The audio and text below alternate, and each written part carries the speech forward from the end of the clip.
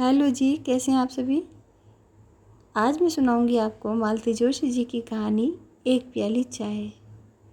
ये एक प्याली चाय बहू के हाथ से बनी हुई एक प्याली चाय पीने की अभिलाषा एक सास की है, एक गृहिणी की है। तो आइए मिलते हैं इनसे और शुरू करते हैं कहानी। सुबह के 5:30 बजते हैं और मेरी नींद खुल जाती है।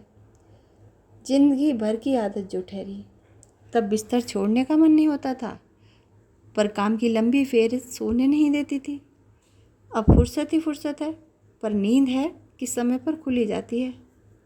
मुंह हाथ धोकर मैं वापस पलंग पर आकर बैठ जाती हूँ। कुछ काम भले ही ना हो, पर चाय की तलब तो लगती ही है। ऐसा भी नहीं है कि मेरे चाय बनाने पर या पीने पर कोई पाबंदी हो, पर अब मैंने तय कर लिया है कि बनी बनाई मिलेगी तो पीऊँगी, पका पकाया मिलेगा तो खाऊंगी। जिंदगी भर सबको बना बना कर खिलाती पिलाती रही हूँ, अब सिर्फ आराम करूँगी। पलंग पर बैठे बैठे ही मैं बाहर की आहट लेती रही। करीब 7 सवा 7 बजे डाइनिंग टेबल पर कप प्लेटों की खनक सुनाई दी। मैं बिस्तर से उठी और बाथरूम से हाथ मुंह पोंछते हुए इस तरह बाहर आई जैसे अभी अभी हाथ मुंह धोकर आई हूँ। गुड मॉर्निंग मम्मी, बेटे बहू ने स्वागत किया। बेटे ने उठकर मेरे लिए कुर्सी खींच दी।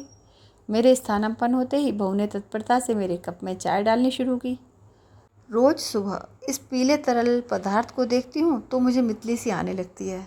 मम्मी जी, दूध शक्कर आप अपने अंदाज से डाल लेंगी ना, बहू ने कहा। दूध शायद इसमें थोड़ा कम होगा, आप किचन से ले लेंगी, आज मुझे ज़रा जल्दी निकलना है, उसने नम्रता से कहा। बुधवार गुरुवार उसे जल्दी जाना होता है, सुबह के लेक्चर्स होते हैं। पर सुबह के लेक्चर्स ना भी होते तो वह किचन से दूध ले ही आती, ऐसा नहीं है। सच तो यह है कि मैं खुलकर मांगती ही नहीं, संकोच कर जाती हूँ। अच्छा, मैं नहाने जा रही हूँ। हाँ देवी जी, ज़रा जल्दी निकलना, आज मेरे भी हेड ऑफिस में मीटिंग है, जल्दी निकलना। आज के लिए तेल उपटन ज़रा मुलतवी रखो।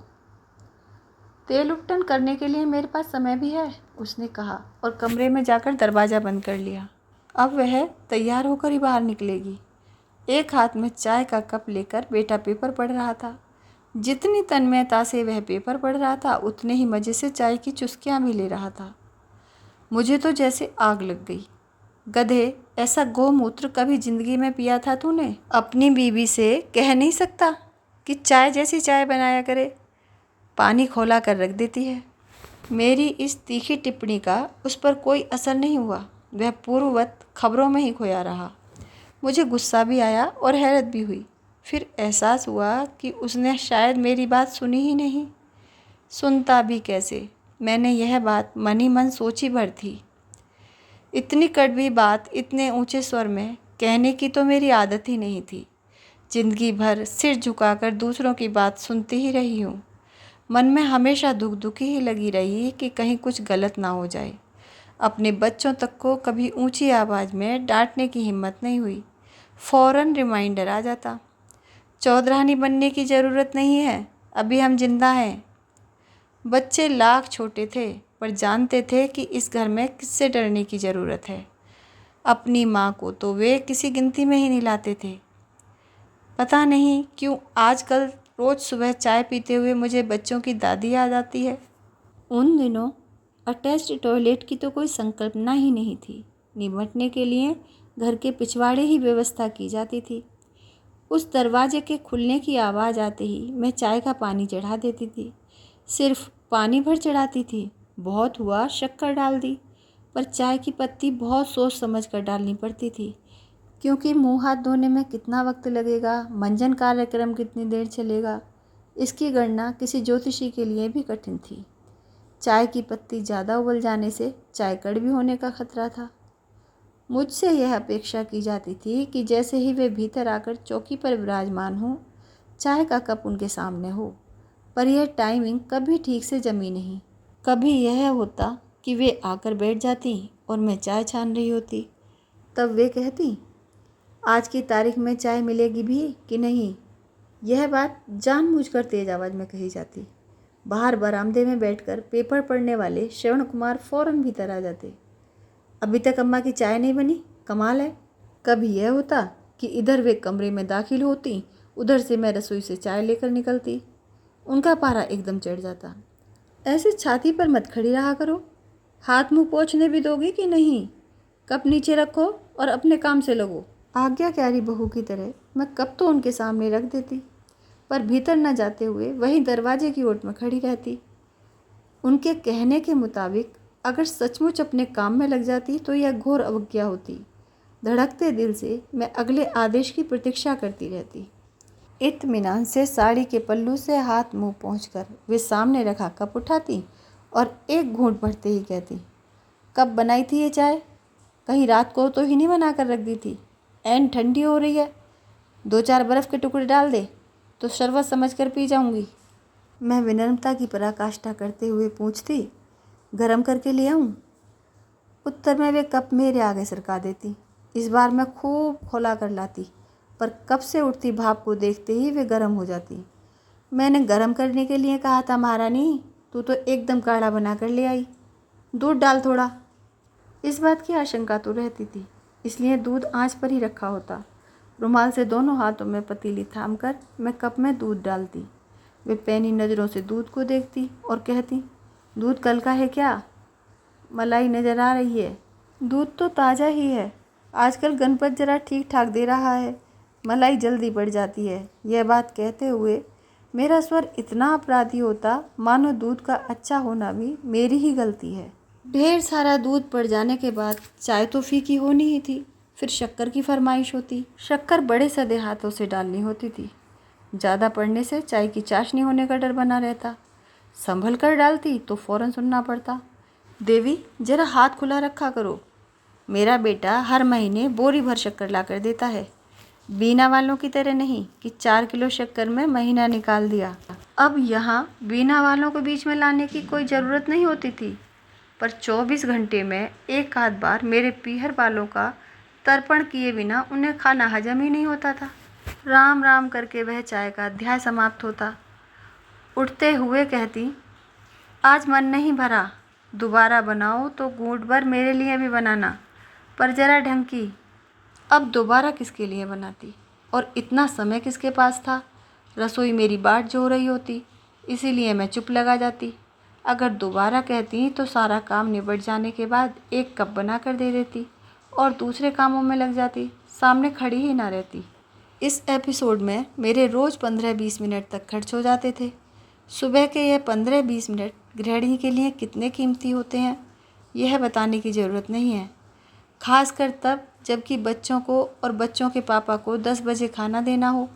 इतनी माथापच्ची के बावजूद हर 8-10 दिन बाद इनकी टिप्पणी सुनने को मिलती, तुम्हें अब तक अम्मा का टेस्ट समझ नहीं आया? कमाल है। कमाल तो सचमुच था। अब मेरा या अम्मा जी का, यह कौन बताएगा? और यह कमाल, यह सर्कस मैंने 1-2 नहीं, पूरे 24 साल तक की। घर में दामाद आ गए थे, फिर भी मेरा वजूद फूहड़ बहू का ही बना रहा।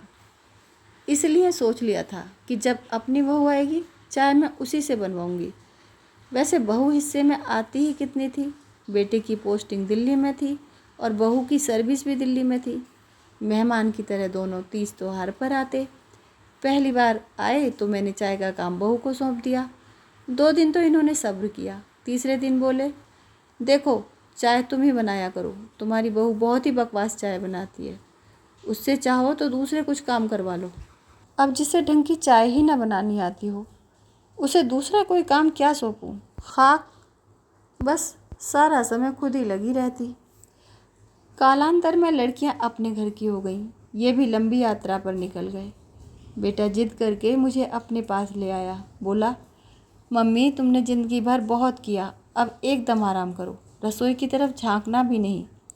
मैं तो गदगद हो गई, कहना चाहा, बेटे तूने तो मेरे मुंह की बात छीन ली, तब से एकदम आराम ही आराम है। मैंने मन मारकर पानी में छुपी सब्जियां, बिना तेल मसाले की दाल और सूखी रोटियां खाने की आदत डाल ली है, पर सुबह सुबह ये चाय का पानी मेरे गले से नहीं उतरता। बेटे के कमरे का दरवाज़ा खुला, खुशबू का एक झोंका सा आया और पीछे पीछे बहू की आवाज़ भी, श्रीमान जी बाथरूम खाली है। Thank you madam. बेटे ने पेपर नीचे रखा और अब उसका ध्यान मेरे कप की ओर गया। अरे मम्मा, आपने अब तक चाय नहीं पी? सुषमा डार्लिंग, तुमसे मैंने कितनी बार कहा है कि मेरी माँ को सुबह सुबह गर्म पानी मत पिलाया करो, उन्हें आदत नहीं है।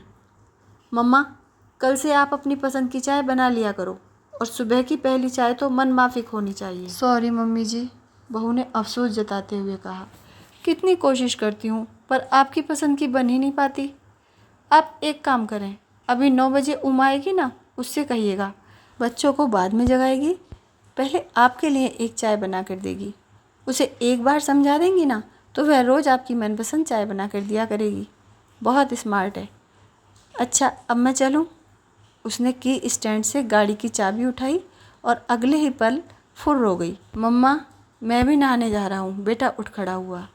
मैंने कहा, नालायक, अपनी बीवी से कह नहीं सकता कि मेरी माँ को खालिस दूध की कड़क मीठी चाय बना कर दे? उल्टे मुझसे ही कह रहा है कि अपनी पसंद की चाय बना लिया करो, जोरू का गुलाम कहीं का। पर यह बात भी मैंने मन ही मन कही थी। जोर से कहती भी तो वहाँ सुनने वाला कौन था? बेटा बाथरूम में अंतर्ध्यान हो चुका था और उल्टी सीधी ताने फेंक रहा था। अब मेरे सामने 2 ही विकल्प थे, या तो मैं अपनी पसंद की चाय खुद बना लेती या फिर उमा नामक कन्या का इंतज़ार करती। मुझे ये दोनों ही विकल्प स्वीकार नहीं थे, इसलिए मैंने सामने रखा कप उठाया और एक घूंट में खाली कर दिया। खाली कप टेबल पर रखते हुए मुझे भान हुआ कि चाय नामक यह तरल पदार्थ ठंडा तो हो ही गया था, उसमें दूध और शक्कर डालना भी भूल गई थी। एक गृहिणी जो अपना पूरा जीवन अपने परिवार को दे देती है, अपने बच्चों को, अपने सास ससुर को, अपने पति को, तो ये सब करते करते उसके मन में भी सपने जागने लगते हैं कि बहू आएगी तो मैं भी सेवा करवाऊंगी, कम से कम एक कप चाय तो बनवा के पीऊँगी। लेकिन आधुनिक परिवेश ने यह सुख छीन लिया है। पहले देखिए, पहले संयुक्त परिवार होते थे, आमदनी भी कम होती थी, लेकिन फिर भी बहुत अच्छे से चलाते थे वो लोग अपने परिवार को। आजकल हम लोग इतनी मेहनत करते हैं कि लड़के को भी कमाई की ज़रूरत होती है, लड़की भी अपनी जॉब पर जा रही होती है, फिर भी आपस में लड़ाई झगड़े और एक दूसरे को समय ना दे पाने का दुख सबके ही मन में रहता है। वीकेंड में एक दूसरे के लिए, अपने बच्चों के लिए समय निकाल भी लेते हैं, लेकिन हमारे बुज़ुर्ग अब भी एकाकी जीवन जीने के लिए मजबूर हैं, क्योंकि आजकल के बच्चों को अपने से ही फुर्सत नहीं है। वो देखना ही नहीं चाहते पीछे वाली पीढ़ी को। ये गलत बात है, ऐसा नहीं करना चाहिए। अपनी बहू को लेकर उनके भी तो कुछ सपने रहे होंगे, तो उनको समय देना चाहिए। एक माँ भी बहुत सारे सपने बुनती है जब उसकी बहू आने वाली होती है कि कैसे अपने बहू के साथ में समय बिताऊंगी, तो ध्यान रखना चाहिए। चलिए, अब आप बताना कहानी आपको कैसी लगी। कहानी सुनने के लिए आपका बहुत बहुत धन्यवाद।